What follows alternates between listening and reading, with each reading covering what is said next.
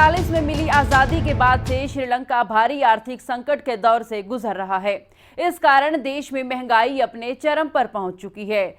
श्रीलंका सरकार के पास विदेशी मुद्रा के भंडार पहले से ही खाली हो चुके हैं, जिसके कारण आयात होने वाली चीजों की देश में भारी किल्लत हो गई है। श्रीलंका में दवाइयों से लेकर खाने की वस्तुओं का भारी संकट पैदा हो गया है। हजारों लोग सड़कों पर प्रदर्शन कर रहे हैं और आए दिन श्रीलंका में पुलिस और जनता के बीच झड़प होने के मामले भी सामने आ रहे हैं। श्रीलंका में यदि हालात ऐसे ही बने रहे तो निकट भविष्य में इसके काफी भयंकर दुष्प्रभाव देखने को मिल सकते हैं। वहीं श्रीलंका अन्य देशों से कर्ज लेने को मजबूर हो चुका है। श्रीलंका ने भारत से 50 करोड़ डॉलर का कर्ज मांगा है।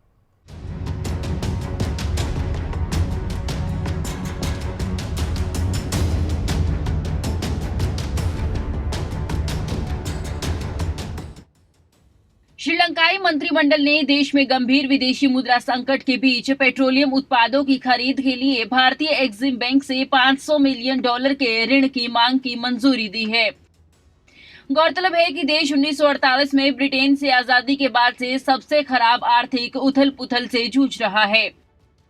आयात के लिए डॉलर की कमी के कारण ये देश में लगभग सभी आवश्यक वस्तुओं की कमी है। कैबिनेट नोट में कहा गया है कि मौजूदा आर्थिक परिस्थितियों में बिजली और ऊर्जा मंत्री द्वारा पेट्रोलियम उत्पादों की खरीद के लिए इंडियन एक्सिम बैंक से $500 मिलियन का ऋण लेने के प्रस्ताव को मंजूरी दी गई। ऊर्जा मंत्री कंचना ने कहा कि श्रीलंका को पहले ही भारतीय एक्सिम बैंक से $500 मिलियन और भारतीय स्टेट बैंक से $200 मिलियन तेल खरीदने के लिए मिल चुके हैं। बता दें कि जून से श्रीलंका को मौजूदा विदेशी मुद्रा संकट में ईंधन आयात के लिए $530 मिलियन की आवश्यकता होने का अनुमान है। संकटग्रस्त श्रीलंका ने मंगलवार को पेट्रोल की कीमतों में 24.3% और डीजल में 38.4% की वृद्धि की है। विदेशी मुद्रा भंडार की कमी के कारण देश के सबसे खराब आर्थिक संकट के बीच ये ईंधन की कीमतों में रिकॉर्ड वृद्धि है। भारत ने सोमवार को कहा कि उसने श्रीलंका को लगभग 40,000 मीट्रिक टन पेट्रोल दिया है।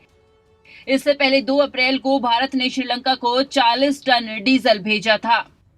हालांकि अब देखना होगा कि संकटग्रस्त श्रीलंका के हालात कब तक सामान्य हो पाएंगे। जिस तरीके से संकट लगातार श्रीलंका में बढ़ रहा है, उसको देखते हुए अनुमान लगाया जा रहा है कि काफी समय इस स्थिति से निपटने में सरकार को लगने वाला है। न्यूज़ डेस्क, खबरें अभी तक।